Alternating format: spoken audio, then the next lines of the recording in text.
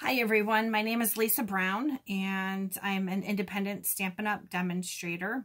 You can follow my blog at creativecardcloset.com, and today we're going to highlight the designer series paper called Petal Passions, found in the 2018 Occasions catalog. As you can see, it's an all black and white designer series paper, double-sided, and I love the flowers and leaves and stems in this pack. You can leave it black and white. You can accent it with colored ribbon, colored paper, inks, markers. You can brayer our ink over it. Just a really, really nice paper, and it's a very nice quality also. So today what we're going to be using is this pattern right here. And this is a set of cards that we made in a product class. And everybody got to make 8 cards. So these were the cards that they were able to make. So what we colored the flowers and leaves with were our blends markers, our alcohol markers. Unfortunately, they are on a back order, non-orderable status, but they will be coming back shortly. So if you like these cards and like these samples, hang on, because they will definitely be available soon. I believe that we are looking at the end of May. So what the girls did in class is they actually took one whole sheet of the designer series paper, this sheet right here, and for about the first hour and a half, they colored. It was a great way for them to really get comfortable with using their blend markers. And then when they were done, we cut the 12 by 12 sheet of paper down into making a total of 8 cards. So I'm going to have the information available on my blog, again, creativecardcloset.com, and I will have the pattern on how you cut your 12 by 12 paper to make 8 cards, which I thought was interesting because normally it's a lot easier to cut them down to 9. So this is just a little bit of a different configuration. So I just wanted to quickly show you how to start coloring with your blend markers, your alcohol markers. And obviously I'm not going to have you sit here and watch me color for an hour and a half. So I'm just going to do a few of the petals. And I did have a scrap piece laying here, square left over, but I can't seem to find it at the moment. So we are just going to work with our full 12 by 12 piece of paper. So I have our blend markers. Let's do the Daffodil Delight, or excuse me, the Old Olive, and we have a dark and we have a light. They are designated, there's a brush tip and a fine tip, and they're designated by a wider line or a thinner line. So the brush tip has the wider line, and the caps snap nicely back on. And then this is the brighter tip, fine point, a little more fine point, and that has a skinnier line on the end of the marker. Again, it snaps shut nicely to keep the because it is alcohol and it will dry out. So what I like to do, and everybody has their own method, is I like to start with the light color first. So I'm just going to randomly pick a leaf, and I'm just going to fill it in with the light marker, and then I'm going to take the dark and I'm going to shade in. Now this paper is really nice too because it already has a little bit of shading done for you. Let me see if I can show you that. I don't know if you can see all the shading in the flowers. So this actually, I found a really nice learning curve for people. I told them to take their dark markers and go over the shaded areas, and then that way it helps them learn how to shade a little bit. So, and then I'm just going to go back with my light marker, and I'm just going to kind of blend that in. And then I'm going to go to my next leaf. I'm going to add in some dark and come back in with my light, and I'm going to blend that in. Let me go to a little bit bigger leaf over here.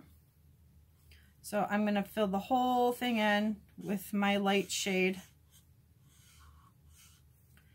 Come back in with my dark, and I'm going to add some dark accents. I'm going to go up the middle, and I'm going to come over the side. And then I'm going to blend that in so you can't see those harsh lines or harsh edges. Okay. Now what I found is that you actually can use color over color. So again, this was the Old Olive. I'm going to come in with the Daffodil Delight, and I'm going to add some yellow to this. And actually I'm going to grab the dark Daffodil Delight, and I'm just going to add some yellow in the middle. And then I can come back in with my light Old Olive and just kind of blend that in. I don't know if you can see the diversity of that color. I just thought it added a nice golden shade, because not all leaves are just strictly green. So basically you're just gonna go over and you're gonna do that for all your flowers. So I'm gonna grab some rich raspberry.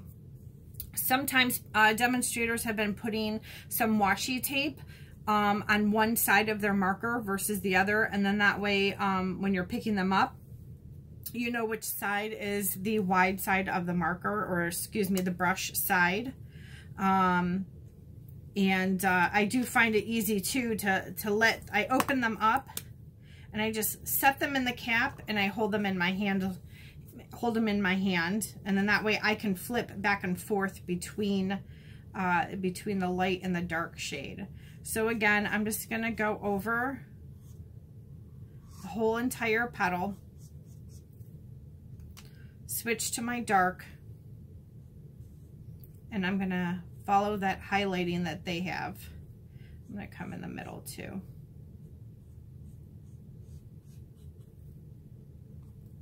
And then I'm going to take my light and I'm going to blend that in.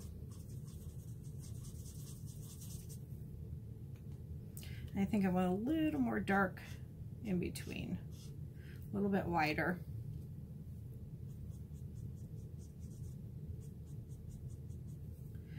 What I like about the blendabilities is you can buy them in a combo pack. They're $4.50 each, or $9 for the combo. You get a set of two, the light and dark shade.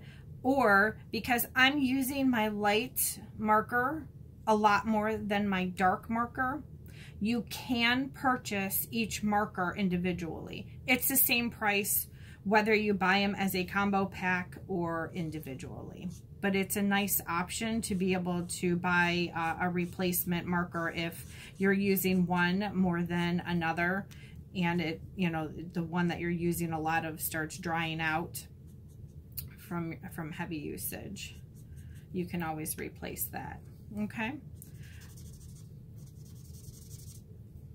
So also, there are some flesh tones available in the set, and there is a color lifter. So say I made this one too dark and I want to remove some of that color.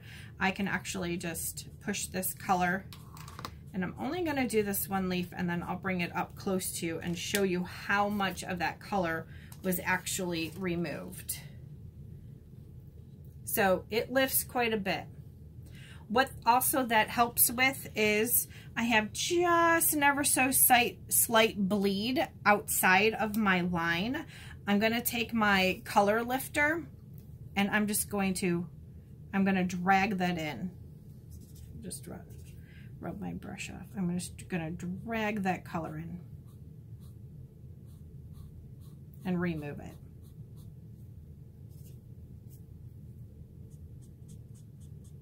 Okay. For the middles, just gonna add some yellow.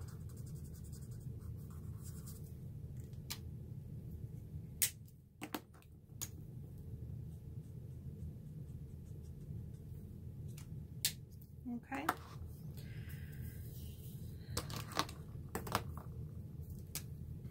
I'm going to continue coloring. Now what I like about alcohol markers is because alcohol, and it's permanent, you can color just more than paper with it. You can color ribbon, you can color rhinestones, you can color pearls, just about anything. Any of our buttons and the faceted gems and the white gems, anything is colorable, and you can also shade them. Let me grab some ribbon.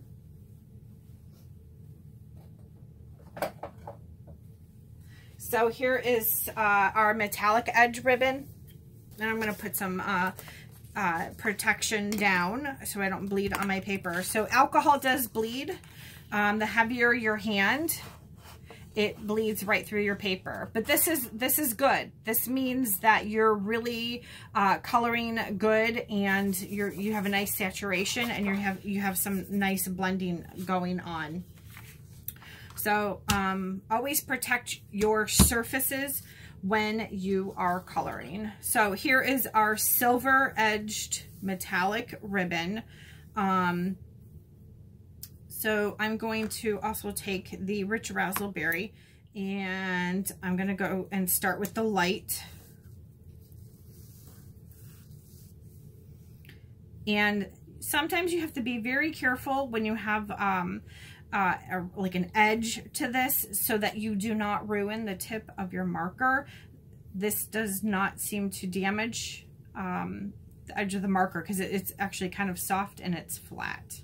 So this is with the light Rich Razzleberry.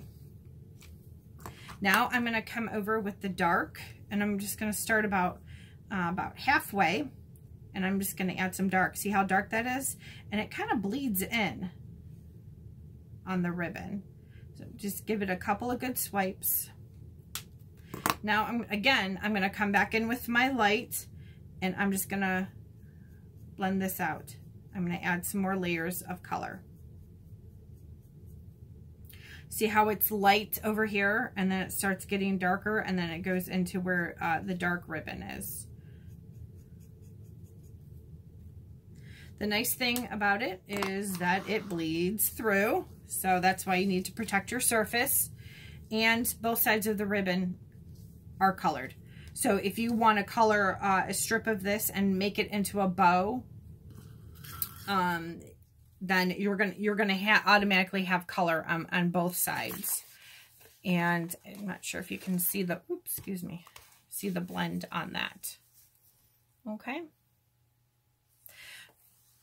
Okay, thank you for joining me today. Just a real quick video, quick and easy on how to use the blend markers. Again, they will be back at the end of May. We're anxiously awaiting their return. And I will be posting all the 8 cards that we made in the class. And you will see that there's some embellishments. We have some colored ribbon. We have some colored enamel, white enamel dots. So you'll get an up close picture. Here's some more colored ribbon that we did in a Rich Razzleberry with the silver metallic edged ribbon. But I'll post pictures of all the cards on my blog, and I will also have the pattern on how to cut your 12 by 12 designer series paper once you're done coloring it. Thank you.